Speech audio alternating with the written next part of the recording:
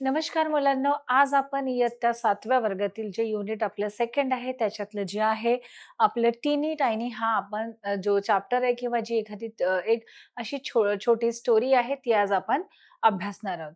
तर बघा यामध्ये काय दिलेलं आहे आपल्याला, जे वर्ड मीनिंग दिलेले आहेत, म्हणजे जे हार्ड वर्ड्स आलेले आहेत, कठीण शब्द आलेले आहेत, तर त्याचा जे अर्थ आहे आपण ते समजून घेऊ. तर मी तुम्हाला शिकवताना पण चर्चयार्ड, ग्रेव्ह आणि सपर याचा अर्थ समजावून सांगितलेला होता. पण इथे आपल्या स्क्रीनवर दिलेले आहे, तर पुन्हा आपण काय करूया, त्या शब्दांचा अर्थ आपण बघूया. तर काय दिलेलं आहे इथे, चर्चयार्ड. चर्चयार्ड म्हणजे मी काय सांगितलेलं होतं, की जे चर्च असतं त्याच्या आजूबाजूची जी मोकळी जागा किंवा अंगण असते, ते कशासाठी वापरलेलं जाते, मृत व्यक्तीला तिथे दफन करण्यासाठी वापरलं जाते किंवा त्याला कब्रिस्तान वगैरे आपण असं म्हणतो. मोस्टली हे ख्रिश्चन आणि मुस्लिम लोकांसाठी. आता चर्च म्हटलं तर ते डेफिनेटली ते ख्रिश्चन लोकांसाठी आहे. पण मुस्लिमांचं पण कब्रिस्तान याच प्रकारे असतो. आणि त्याच्यावर ते स्टोन लावून त्याचे थडगे बनवतात आणि त्याच्यावर मृत व्यक्तीचं नाव वगैरे लिहिलेलं असतं. तर बघा चर्चयार्ड काय दिलेलं आहे, "an enclosed area around a church where people are buried." म्हणजे एन्क्लोज हा सराउंडेड एरिया असते. कुठे? एरिया अराउंड अ चर्च, म्हणजे चर्चच्या आजूबाजूचा असा मोकळा जो एरिया असतो, जी जागा असते ती त्याला चर्चयार्ड म्हणतात. And wear people are buried, म्हणजे मेलेल्या लोकांना तिथे काय केलेलं जाते? ब्युरिड केलं जाते. तिथे पुरलं जाते, तिथे दफन केलं जाते. तर ते त्याला काय म्हणू आपण? चर्चयार्ड. बघा आता GRAVE, ग्रेव्ह म्हणजे काय आहे? A place where a person is buried, म्हणजे अशी जागा आहे. ग्रेव्ह म्हणजे a place where a person is buried, म्हणजे तिथे मृत व्यक्तीला पुरलं जातं, दफन केलं जातं आणि तिथे एक स्टोनचा काय लावला जातो? थडगा लावलेला जातो. त्याला आपण ग्रेव्ह म्हणू. आणि मग सपर, SUPPER. सपर म्हणजे काय? Last meal of the day, म्हणजे रात्रीचं जेवण, ते शेवटचं जे जेवण असतं, जे आपण रात्री डिनर वगैरे करतो आणि त्याच्यानंतर आपण मग जेवत नाही. जे शेवटचं जेवण असतं त्याला काय म्हणू? Last meal of the day, म्हणजे आपल्या दिवसातला संपूर्ण ह्याच्यातला काय आहे, तो शेवटचा मील आहे, म्हणजे शेवटचं जेवण आहे. तर अशा प्रकारे मुलांनो, आपण इथे जे शब्द आलेले आहेत त्याचे जे मीनिंग आहेत ते काय केलेलं आहे, आपण अभ्यासलेलं आहे. बघा समरीमध्ये काय दिलेलं आहे, सारांशमध्ये काय दिलेलं आहे. Stories of old woman are common in traditional tales of many region. आता बघा इथे काय दिलेलं आहे, स्टोरीज ऑफ ओल्ड वुमन, म्हणजे ही एका ओल्ड स्त्रीची, म्हणजे म्हाताऱ्या बाईची जी स्टोरी होती, are common in traditional tales. Traditional म्हणजे ज्या पारंपरिक कथा असतात आणि टेल्स म्हणजे काय आहे मुलांनो? कथा. ज्या पारंपरिक कथा असतात त्या पण मेनी रिजन. रिजन म्हणजे काय? वेगवेगळ्या भागांमध्ये, वेगवेगळ्या रिजन म्हणजे काय? प्रदेश. तर ह्या ज्या अशा स्टोऱ्या आपण लहानपणापासून ऐकत आलेलो आहोत, आपली आजी वगैरे सांगते किंवा आपली आई वगैरे सांगते. तर ह्या ओल्ड वुमन बद्दल तुम्ही पण वेगवेगळ्या, आता आपल्याला तिचं टीनी टायनी ह्या याच्याद्वारे आपल्याला सांगितलं गेलं, की तिचं जग कसं होतं, तिच्या आजूबाजूच्या वस्तू काय होत्या आणि तिच्यासोबत कुठला इन्सिडेंट घडला. तर अशाच ज्या स्टोरी आपण लहानपणापासून ऐकत आलेलो आहोत. Stories of old woman are common in traditional tales of many region. तर अशा ज्या पारंपरिक ज्या स्टोऱ्या आहेत, पारंपरिक ज्या कथा आहेत, त्या आपण ह्या कॉमन आहेत. म्हणजे खूप अशा जनरल अशा स्टोऱ्या आहेत, की ज्या अशा मेनी रिझन, प्रत्येक प्रदेशामध्ये तुम्ही अशा स्टोऱ्या कोणी ना कोणी तुम्हाला सांगताना दिसेल. This story of a teeny tiny woman takes you to the world of fantasy where ordinary things also appear mysterious. तर काय सांगितलेलं आहे इथे? दिस स्टोरी ऑफ टीनी टायनी वुमन, म्हणजे ही जी स्टोरी आहे, कोणाची स्टोरी होती सांगा पाहू? सांगा कोणाची होती? बरोबर आहे. तर ही स्टोरी कोणाची होती? टीनी टायनी वुमन, म्हणजे एक छोटीशी अशी स्त्री होती, इवलीशी, चिमुकलीशी. त्या स्त्रीची ही स्टोरी होती. Takes you the world of fantasy, म्हणजे आपल्याला कोणत्या प्रदेशात, कोणत्या जगात नेते? ती फॅन्टसी. फॅन्टसी म्हणजे काल्पनिक जगात आपल्याला ती वाचता घेऊन जाते. इमॅजिनेशन, काल्पनिक ह्याच्यात घेऊन जाते. वेअर ऑर्डिनरी थिंग्स, म्हणजे ऑर्डिनरी म्हणजे तिच्या अशा साध्या, ऑर्डिनरी म्हणजे साधं, ज्या साध्या जरी गोष्टी आहेत, ऑर्डिनरी थिंग्स ऑल्सो अपेरियर मिस्टिरियस, म्हणजे आपल्याला साध्या वाटणाऱ्या सुद्धा गोष्टी काय वाटतात? मिस्टेरियस वाटतात. मिस्टेरियस म्हणजे रहस्यमय किंवा गूढ म्हणू त्याला. तर साध्या स्टोरी सुद्धा काय वाटतात आपल्याला? मिस्टेरियस वाटतात, अशा खूप गूढ वाटतात.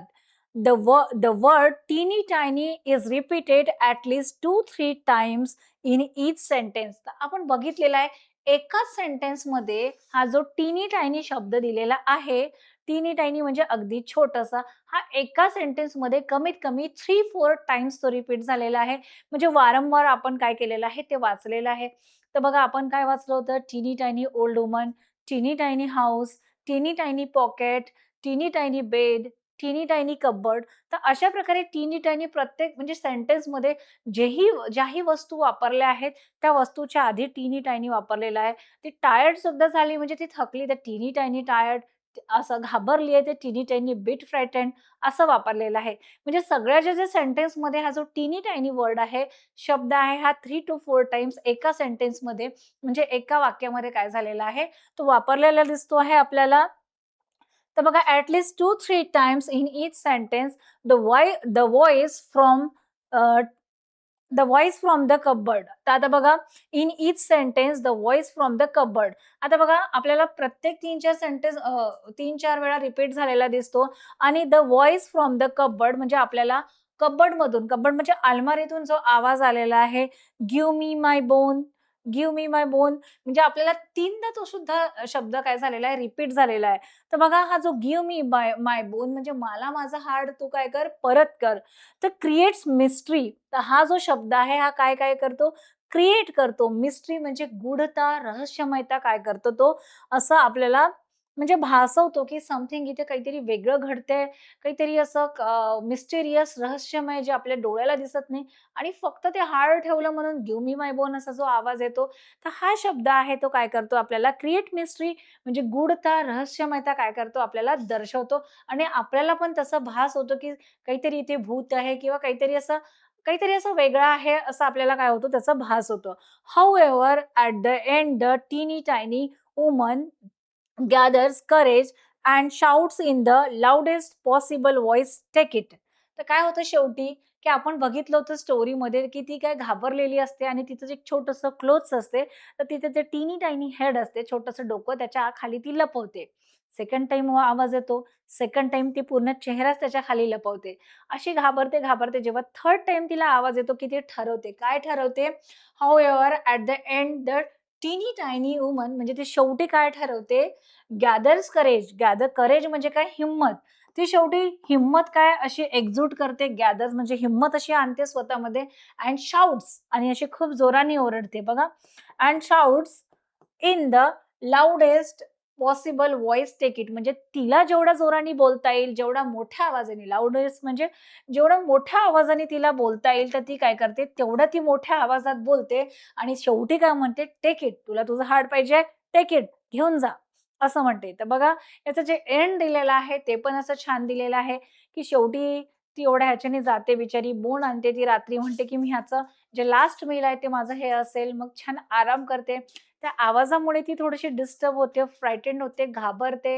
आवाज येतो तिला, परत ती अशी लपते आणि शेवटी ती असं हिंमत तिची जुटवून म्हणते, की "टेक इट, तू तुझं बोन काय घेऊन जा." म्हणजे हिमतीने उत्तर देते. तर हेच आपण या स्टोरीमध्ये काय अभ्यासलेलं आहे, की फन अभ्यासलेलं आहे म्हणजे त्या शब्दापासून आपल्याला गंमत अशी बोलायला गंमत हे होते म्हणजे गंमत आपल्याला बोलताना अशी मज्जा येते.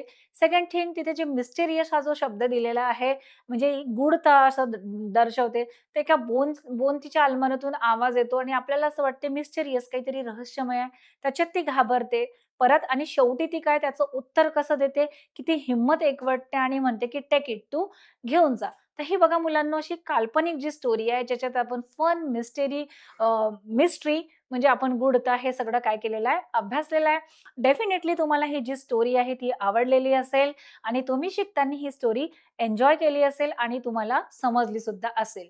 तर अशा प्रकारे जी स्टोरी आहे मुलांना आपण काय केलं आहे, ही स्टोरी अभ्यासलेली आहे. आता आपण काय करणार आहोत, आपण काय एक्सप्लेनेशन बघितलेलं आहे, स्पष्टीकरण बघितलेलं आहे. तर आपण काय करूया, ॲक्टिव्हिटीद्वारे काय करूया, जे ऑब्जेक्टिव्ह प्रश्न येतात तुम्हाला परीक्षेमध्ये फिलिंग द ब्लँक्स किंवा ट्रू ऑर फॉल्स आणि त्याच्यावर 1-1 मार्क असतो वगैरे बरं. तर तिथल्या तिथे उत्तर द्यायचं असते. कुठलंही पाठांतर करायची गरज नसते. तर हे जे छोटे प्रश्न आहेत ते आपल्याला मार्क्स गेन करायला काय करतात, हेल्प करतात. तर आता आपण ॲक्टिव्हिटीमध्ये काय बघूया, प्रश्न बघूया. सर्वात आधी चांगल्या प्रकारे आपण प्रश्न वाचून घ्यायचं, कन्फ्यूज न होता. तिथे ऑप्शन दिलेली असतात आणि इथे पण आपल्याला ऑप्शन दिलेली आहेत. तर तुम्हाला काय करायचंय, जो योग्य पर्याय आहे तो काय करायचा आहे, तुम्हाला निवडायचा आहे. तर बघा पहिला जो प्रश्न आहे तो काय आहे, read the question and click on the right answer. म्हणजे तुम्ही प्रश्न वाचा आणि तुम्हाला 2 पर्याय दिलेले आहेत. त्याच्यातला योग्य पर्याय तुम्ही निवडा. काय दिलेलं आहे? There was a teeny tiny. म्हणजे तिथे एक टीनी टायनी होती. काय होती? एक इवलीशी मॅन होतं की वुमन होतं की माणूस होतं की बाई होती, स्त्री होती. तर काय आहे मुलांनो? योग्य उत्तर सांगा. आपण अभ्यासलेलं आहे. काय असेल उत्तर? बरोबर. तर तुम्ही जे हे वुमन सांगितलेलं आहे, हे उत्तर काय आहे? बरोबर आहे. तर काय आहे? There was a teeny tiny woman म्हणजे तिथे एक इवलीशी छोटीशी स्त्री होती. आता बघा दुसरा जो प्रश्न आहे वाचूया आपण. एव्हरीथिंग वॉज म्हणजे आपल्या ह्या स्टोरीमधलं एव्हरीथिंग ज्यात प्रत्येक काही गोष्टी होत्या किंवा जे काही घडत होतं ते कसं होतं? टिनी टायनी होतं, अगदी असं इवलंसं चिमुकलं किंवा छोटंसं होतं की लार्ज की खूप मोठं होतं. ते काय होतं मुलांनो? एव्हरीथिंग वॉज काय होतं? आपल्या पाठाचंच नाव दिलेलं आहे. काय होतं? तर उत्तर काय आहे? Tiny tiny. Everything was tiny tiny म्हणजे तिथे घडणाऱ्या गोष्टी, वस्तू असू देत किंवा कुठले एक्सप्रेशन असू दे, ते काय होते? टिनी टायनी होते म्हणजेच छोटेसे होते. आता तिसरा प्रश्न बघा. Tiny tiny woman went into a tiny tiny dash. आता ही जी टिनी टायनी आहे, छोटीशी इवलीशी जी स्त्री होती, went into a tiny tiny. ती कुठे गेली होती? टिनी टायनी कुठल्या ह्याच्यात गेली होती? ती गार्डनमध्ये गेलेली होती की ती चर्चयार्डमध्ये गेली होती? तर कुठे गेली होती मुलांनो? सांगा. बरोबर आहे. तर ती कुठे गेली होती? चर्चयार्डमध्ये गेली होती. म्हणजे चर्चयार्डमध्ये म्हणजे जे ख्रिश्चन लोकांचं काय हे असते चर्च असते जिथे ते प्रार्थना करतात. तिथे जी मोकळी जागा असते आणि त्याच्यात काय मृत व्यक्तीला काय केलं जाते, तिथे ब्युरीड केलं जाते, दफन केलेलं जाते. तर ती त्या ठिकाणी गेली होती. आता बघा, चौथा प्रश्न आहे आपला. Last meal of the day is called जे शेवटचं जेवण असतं. लास्ट मील म्हणजे जे जेवण असतं शेवटचं, आपल्या संपूर्ण दिवसातलं जे शेवटचं जे जेवण असतं त्याला आपण काय म्हणू? त्याला सपर म्हणू की ब्रेकफास्ट म्हणू? आता सांगा आपल्या ह्या स्टोरीमध्ये कुठला शब्द आलेला असतो? आता ब्रेकफास्ट म्हणजे काय? जे आपण सकाळी नाश्ता करतो त्याला आपण ब्रेकफास्ट म्हणतो. तर काय आहे ऑब्व्हियसली उत्तर त्याचं काय येईल? सपर. सपर म्हणजे काय? शेवटचं जेवण. आता बघा 5वा प्रश्न आहे. The woman went out to take a teeny tiny walk. म्हणजे ती स्त्री म्हणजे तुम्हाला बघा प्रश्नात काय करायचंय, चूक किंवा बरोबर, ट्रू किंवा फॉल्स काय करायचंय तुम्हाला सांगायचं आहे. The woman went out to take a teeny tiny walk. म्हणजे जी स्त्री आहे ती बाहेर गेली होती. कशासाठी गेली होती? टीनी टायनी म्हणजे छोटंसं ती इवलंसं असं फेरफटका मारायला गेली होती. तर मग हा जो सेंटेन्स आहे, वाक्य आहे, हा ट्रू आहे की फॉल्स आहे मुलांनो? बरोबर आहे की चूक आहे? तर काय आहे? तर हा जो सेंटेन्स आहे ट्रू आहे. म्हणजे खरंच ती गेली होती. आता 6वा प्रश्न बघा. The teeny tiny woman went home and put a large bone into a teeny tiny cupboard. आता सेंटेन्स नीट वाचा. आपण वाचलं होतं, की एका सेंटेन्समध्ये 3 to 4 टाइम्स टीनी टायनी हा जो शब्द आहे, तो काय झालेला आहे? रिपीटेड झालेला आहे. तर काय दिलेलं आहे? द टीनी टायनी वुमन जी ती छोटीशी स्त्री होती, वेंट होम म्हणजे ती घरी गेली and put a large sorry, the teeny tiny woman went home and put a large bone into a teeny tiny cupboard. तर इथे काय म्हटलेलं आहे? The teeny tiny woman went home म्हणजे ती घरी गेली and put a large bone तिने खूप मोठा बोन उचलला into a teeny tiny cupboard आणि तिने छोट्याशा कबर्ड मधून टीनी टायनी. तर हा सेंटेन्स ट्रू आहे की फॉल्स आहे मुलांनो सांगा? उत्तर काय आहे? The teeny tiny woman went home म्हणजे ती घरी गेली का? And put a large bone. तर ती कुठे गेली होती? Went a churchyard. ती चर्चयार्डमध्ये गेली होती आणि तिने put a large bone. Large bone होता की टीनी टायनी बोन होता मुलांनो? तर हे लार्ज काय आहे? चुकीचं आहे. तर तो टीनी टायनी बोन होता. Into a teeny tiny cupboard. तिने त्या कबर्डमधून घेतलं होतं का? नाही. ते तिने चर्चयार्डमधून घेतलेलं होतं आणि ते बोन काय होतं? लार्ज नव्हतं, मोठं नव्हतं. ते टीनी टायनी होतं. म्हणून हे सेंटेन्स काय आहे? ट्रू आहे की फॉल्स आहे? तर हे जे सेंटेन्स आहे ते फॉल्स आहे म्हणजेच चुकीचं आहे. बघा 6वा प्रश्न. Woman lived in a palace. आता ही जी स्त्री होती, ती पॅलेसमध्ये राहायची का राजवाड्यात? ट्रू की फॉल्स? की छोट्याशा हाऊसमध्ये राहायची? कुठे राहायची? हे सेंटेन्स काय आहे मुलांनो? ट्रू आहे की फॉल्स आहे? तर हे फॉल्स आहे. तर ती पॅलेसमध्ये नाही, तर ती छोट्या टीनी टायनी हाऊसमध्ये राहायची. बघा आता प्रश्न आहे, शेवटचा प्रश्न आहे हा. Teeny tiny woman was a teeny tiny frightened when she heard a teeny tiny voice asking her to give a bone. इथे काय म्हटलेलं आहे? टीनी टायनी वुमन ती छोटीशी स्त्री होती. वॉज अ टीनी टायनी फ्रिटेंड म्हणजे ती छोटीशी चिमुकली अशी घाबरलेली होती. व्हेन शी हर्ड जेव्हा तिने ऐकलं a teeny tiny voice asking her to give her bone. जेव्हा एक व्हॉइस आला, एक टीनी टायनी आवाज आला आणि त्यांनी विचारलं, काय विचारलं? की गिव्ह अ बोन की मला माझं जे हाड आहे ते परत दे. तर सेंटेन्स ट्रू आहे की फॉल्स आहे? काय आहे उत्तर मुलांनो? हे काय आहे? ट्रू आहे. म्हणजेच काय आहे? अगदी बरोबर आहे. अशा प्रकारे मुलांनो आपण काय केलेलं आहे? ॲक्टिव्हिटी घेतलेली आहे. तर आपण गेमद्वारे काय करूया? आता आपण गेमला सुरुवात करूया, खेळाला सुरुवात करूया आणि आपण प्रश्नांची उत्तरं देऊया. इथे पण 4 ऑप्शन आहेत आपल्याला आणि योग्य पर्याय निवडायचा आहे. पण आपल्याला 5 पैकी कुठलातरी गेम निवडायचा आहे आणि त्याद्वारे काय करायचं आहे? आपल्याला प्रश्नांची उत्तरे सॉल्व्ह करायची आहेत आणि खेळता-खेळता जर आपण शिकलो तर काय होतं? आपल्याला उत्तरं लक्षात येतात आणि आपल्याला अभ्यास करायचा कंटाळा सुद्धा येत नाही. तर बघा 5 मधून मी कुठला गेम चूज करू? तर बघा मी करते हे जे क्रिकेटचा गेम आहे. लहान मुलांना क्रिकेट आवडतं, बॅट बॉल खेळायला आवडतं. तर हा गेम आपण चूज केलेला आहे. तर बघा इथे काय दिलेलं आहे मुलांनो 4 रंगाची बॉल आहेत. रेड, ग्रीन, ब्लू आणि येलो आणि बघा ज्या रंगाची बॉल्स आहेत त्या रंगाचे ऑप्शन सुद्धा आहेत. तर आपल्याला काय करायचंय? जो योग्य उत्तर असेल त्या रंगाच्या बॉलला आपल्याला प्रेस करायचं आहे आणि आपलं उत्तर बरोबर असेल तर आपल्याला रन्स मिळतील आणि आपलं उत्तर चुकलं तर काय होईल? आपण आउट होऊन जाऊ म्हणजे बाद होऊन जाऊ. तर बघा वाचूया आपला प्रश्न पहिला. The teeny tiny woman said in her dash टीनी टायनी व्हॉइस. आता काय म्हटलेलं आहे आपल्याला? द टीनी टायनी वुमन जी छोटी स्त्री होती, सेड इन हर डॅश टीनी टायनी व्हॉइस. आता तिने तिच्या आवाजात म्हटलं आहे. म्हणजे कुठला आवाज? तिचा जो आवाज होता तो कशा प्रकारचा होता? तर बघा ऑप्शन आहे सॉफ्ट म्हणजे खूप असा मृदू आवाज होता. मेलोडियस म्हणजे खूप असा मधुर आवाज होता. स्वीट म्हणजे असा खूप गोड आवाज होता, की लाउडेस्ट की खूप मोठा आवाज होता.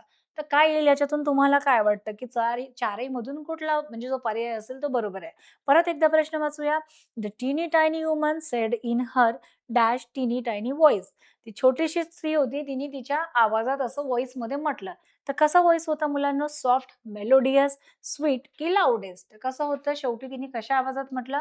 सांगा. तर कसा होता जो आवाज तो लाउडेस्ट. तर तुम्ही सांगितलेलं उत्तर बरोबर आहे आणि लाउडेस्ट हा कुठल्या रंगाने दिलेला आहे? येलो रंगाचा ऑप्शन आहे म्हणून आपण येलो रंगाचा बॉल प्रेस करूया. बघा आपलं उत्तर काय आहे? अगदी बरोबर आहे.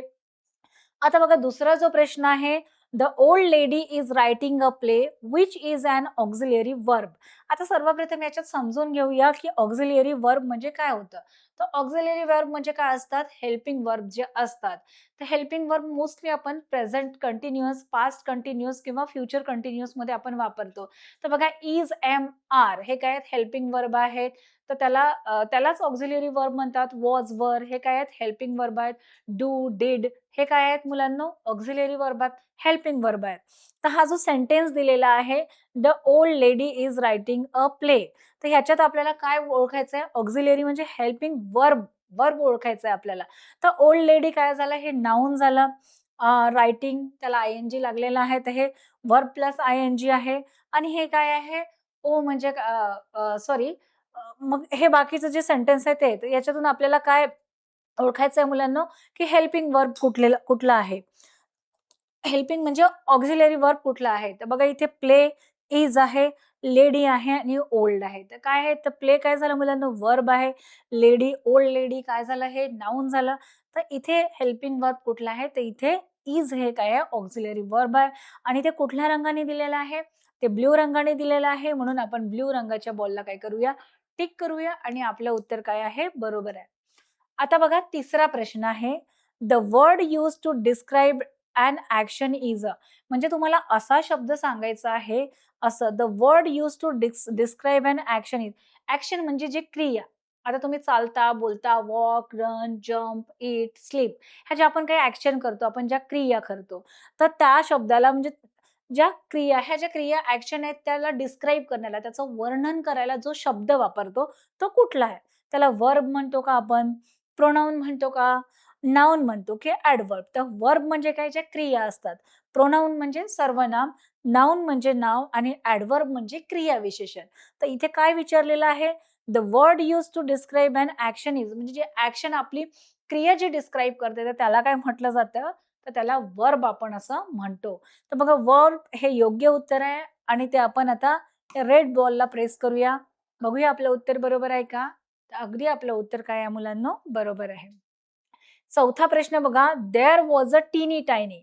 आता तिथे एक टीनी टायनी होती. काय होती? वुमन होती, बॉय, मॅन की गर्ल? तर काय होतं मुलांनो? मुलगा होता, माणूस होता की एक मुलगी होती? तर काय येईल उत्तर आपलं सांगा? बरोबर. तुम्ही जे सांगितलेलं वुमन उत्तर हे काय आहे? बरोबर आहे. There was a teeny tiny woman. आता बघा आपलं उत्तर बरोबर आहे. आता 5वा आणि शेवटचा प्रश्न बघा. What is N auxiliary verb often called? तर जे ऑक्सिलरी वर्ब आहे त्याला दुसरा शब्द म्हणजे त्याला आपण कुठल्या नावाने आपण त्याला कॉल करतो किंवा कुठल्या नावाने ओळखलं जातं? तर बघा कुठला आहे? कंपाउंड वर्ब आहे. म्हणजे जे जोड शब्द असतात. मग प्रोनाउन आहे, सर्वनाम, हेल्पिंग वर्ड म्हणू त्याला की नाउन म्हणू? म्हणजे नाउन म्हणजे जे नेम वगैरे जे असतात ते आपलं ते. तर त्याला काय म्हणू? ऑक्सिलरी वर्बलाच आपण ह्या चौघांमधून काय म्हणतो? कुठल्या नावाने संबोधलं जाते? तर काय आहे उत्तर? तर त्याला काय म्हणतो आपण मुलांनो? अ हेल्पिंग वर्ड म्हणजे त्यांना मदत करणारे शब्द ऑक्सिलरीज म्हणजे. तर बघा इज, एम, आर हे जसे ऑक्सिलरी म्हणजेच काय आहेत? ते हेल्पिंग हेल्पिंग वर्ब आहेत. तर हे कुठल्या रंगाने दिलेलं आहे? ग्रीन रंगाने दिलेलं आहे.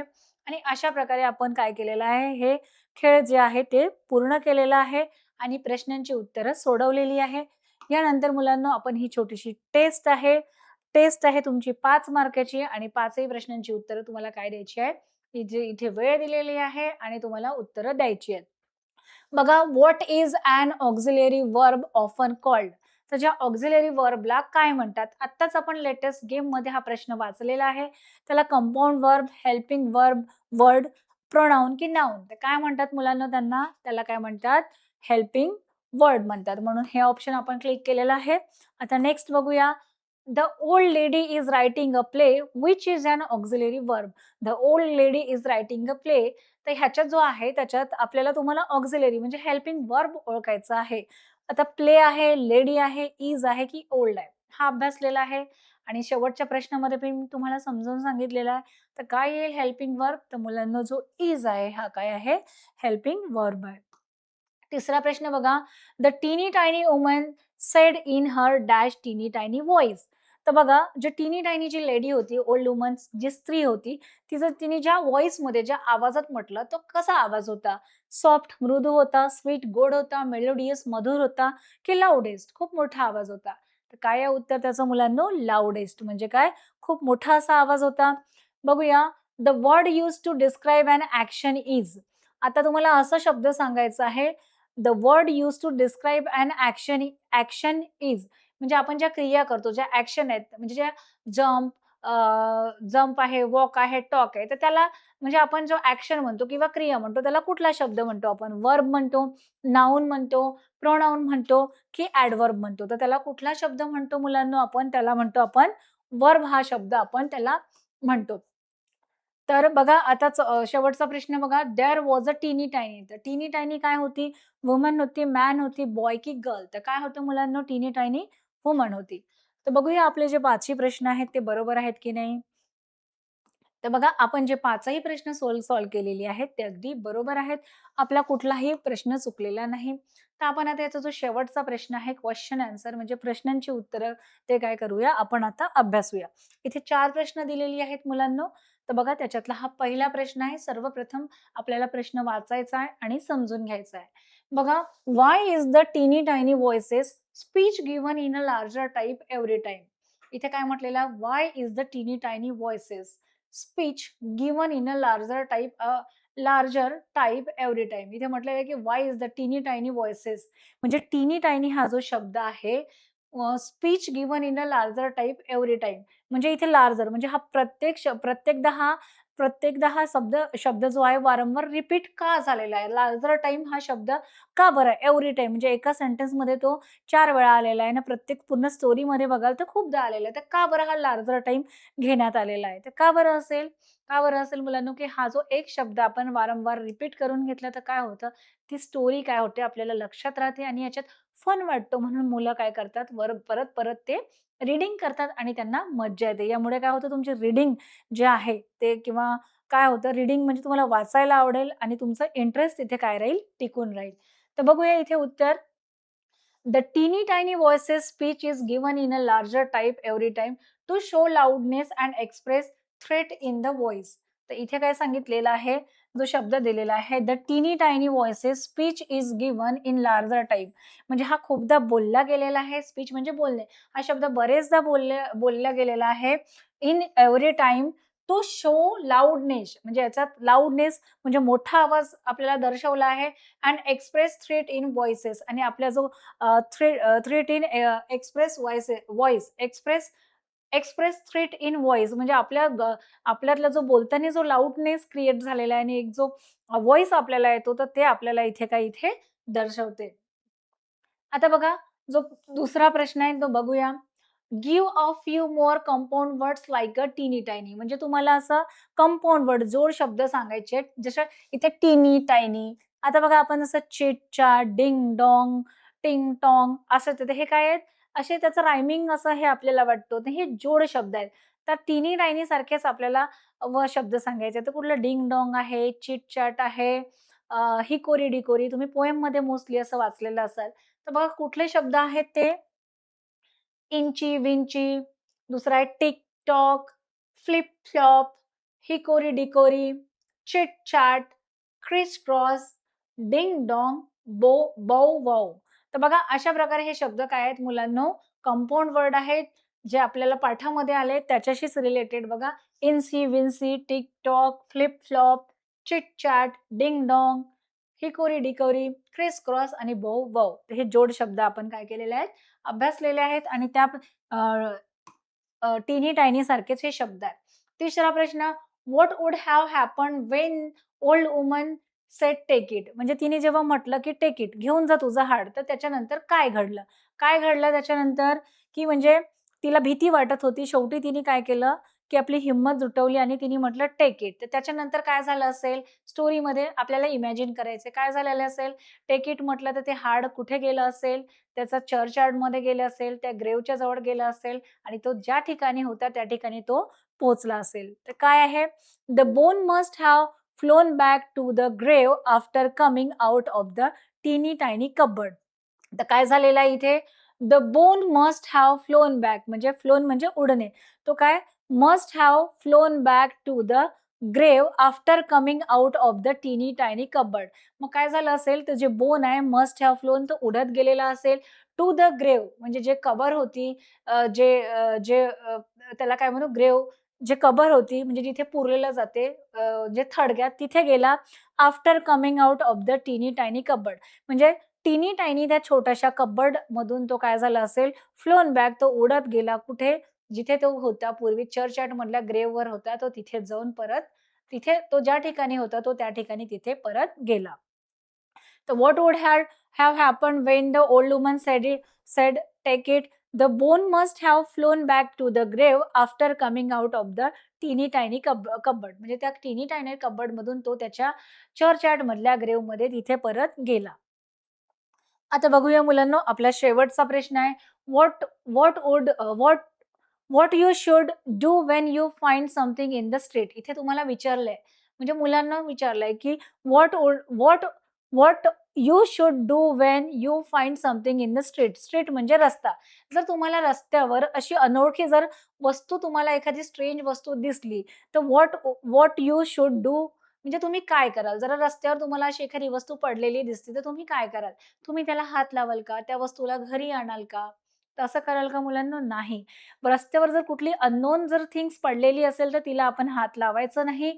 कारण ते हार्मफुल असू शकते आपल्या शरीरासाठी किंवा आपल्या ह्याच्यासाठी ते चांगलं नाही. तर बघा काय करेल? इथे उत्तर दिलेलं आहे. If if I find anything in the street, म्हणजे मला त्या वस्तूवर काही दिसलं, आय वुड थिंक केअरफुली, म्हणजे मी त्याचा काय करेल? विचार करेल. बिफोर आय टच इट, म्हणजे त्या वस्तूला स्पर्श करण्यापूर्वी काय, मला जर वस्तू तिथे दिसली, तर त्या वस्तूचा, त्या गोष्टीचा मी विचार करेल. बिकॉज त्याचं कारण दिलेलं आहे. It might be dangerous. Dangerous म्हणजे ती वस्तू काय असते? ती वस्तू धोकादायक असू शकते.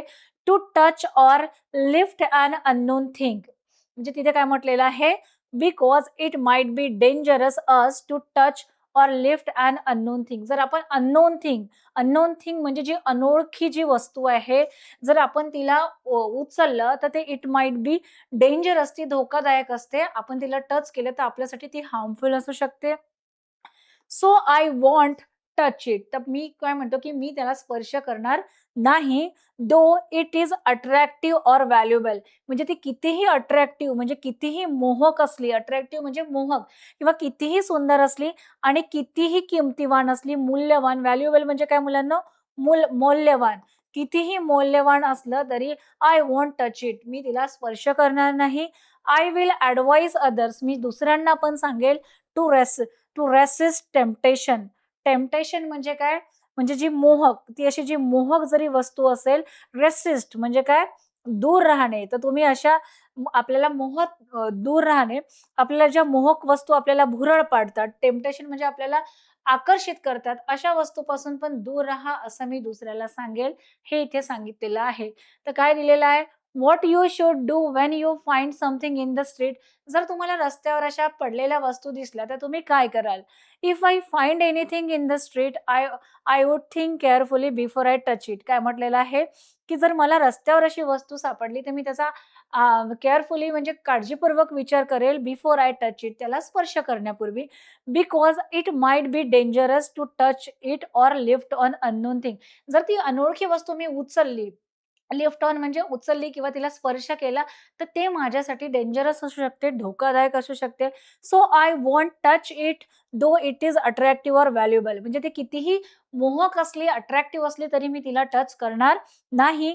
I will advise others to resist temptation. आणि मी दुसऱ्यांना पण असं ॲडवाइस देईल, असा सल्ला देईल, की तुम्ही त्या टेम्पटेशन मोहक करणाऱ्या वस्तूपासून तुम्ही दूर राहा. तर बघा मुलांनो, हे तुमच्यासाठी प्रश्न होता, की आणि तुम्ही पण हे लक्षात ठेवा, की स्कूलमध्ये जाताना तुम्हाला कुठल्या वस्तू दिल्या असल्या किंवा रस्त्यावर पडलेल्या तुम्ही त्याला स्पर्श करू नका आणि कुणीही अननोन पर्सननी जर चॉकलेट दिली असेल, तर त्याला पण तुम्ही घेऊ नका. म्हणजे अननोन थिंग आणि वस्तूपासून आपण दूर राहायला पाहिजे. तर हे जे टीनी टायनी असं जे सुंदर चॅप्टर होतं, जो जो फॅन्टसी होती, त्याच्यात फन होतं आणि मिस्टेरियस होतं. हे चॅप्टर आपण खूप चांगल्या प्रकारे अभ्यासलेलं आहे. आय होप तुम्ही एन्जॉय केलं असेल. त्याचे जे शब्द आहे, रिपिटेशन झालेलं आहे, टीनी टायनी तुम्हाला वाचताना मजा आली असेल आणि ही स्टोरी तुम्हाला छान समजलेली असेल आणि तुम्ही नक्कीच एन्जॉय केलेलं असेल. ह्याचं आपण प्रश्न उत्तरं, ऑब्जेक्टिव्ह जे काय आहे, हे 5 स्टेप्समधून आपण अभ्यासलेला आहे. तुम्हाला नक्की समजलेलं असेल. मुलांनो, तर तुम्ही ह्याचा काय करा, नीट अभ्यास करा आणि स्टोरी पुन्हा-पुन्हा वाचा. भेटूया आपण आपल्या दुसऱ्या लेसनमध्ये, दुसऱ्या चॅप्टरमध्ये. धन्यवाद.